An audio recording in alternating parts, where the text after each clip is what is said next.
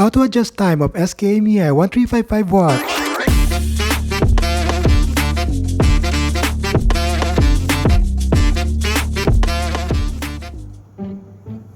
This is the SKMEI 1355 watch. Kind of a typical watch that you want to wear when you want to put on a style. By the way, I'm Glenn Villar and you're watching another series of Reynaxis Solutions.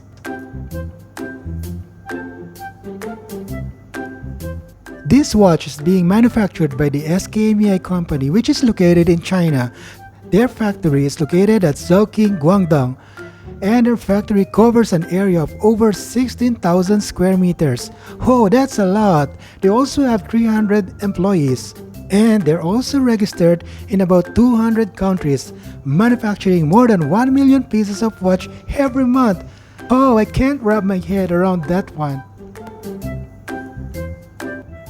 This watch can keep 3 different time.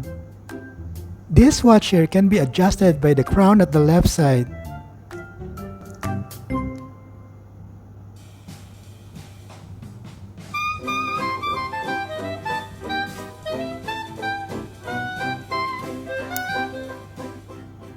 The timepiece at the right can be independently adjusted with a crown on the right side. With this feature, you can have both watches to have their own set of time which are different from each other. Aside from having 2 analog time, it also has the digital time at the back. To set the time, press the lower left button repeatedly until the time at the top starts blinking. You can then press the lower right button to go through the different properties of the time.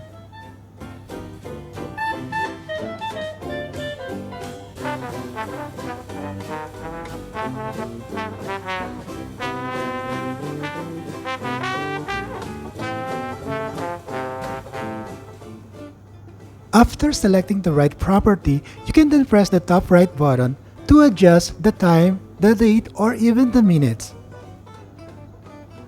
You can continue going through the cycle of time until the display shows the letter H. H means the time is in the hour mode. Just continue cycling through the time until you see the letter P for the AM/PM mode.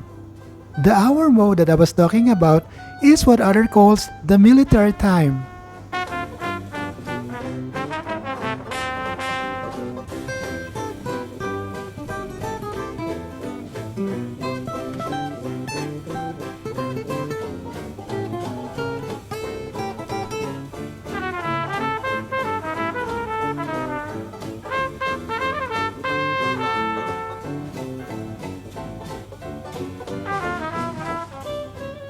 Just remember that when you press the top right button long enough, the property that you're trying to adjust will automatically accumulate.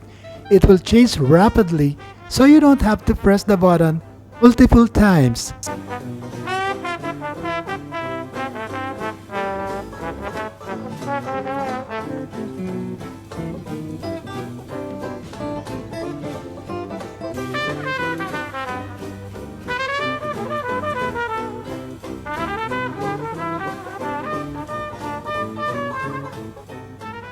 When you're done adjusting the time properties, press the lower left button to bring the watch to its normal mode.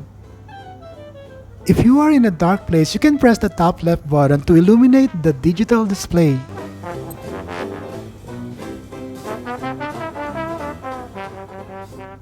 And oh, look at that, it also has a stopwatch which you can use if you're trying to clock something like a horse race.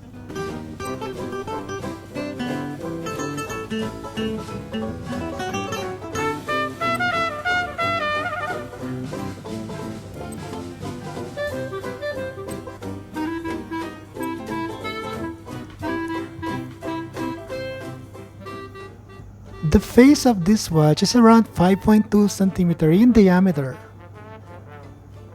and the thickness is around 1.4 cm. The watch band width is around 2.2 cm. And it's also the same on the other side. Now let's have a look at how it will look like when I'm wearing it on my left hand. Oh, the size is just perfect for my left arm. I really like this watch. That's it guys, thank you very much for watching. I hope you liked this video. Don't forget to subscribe and leave your comments below. See you again next time.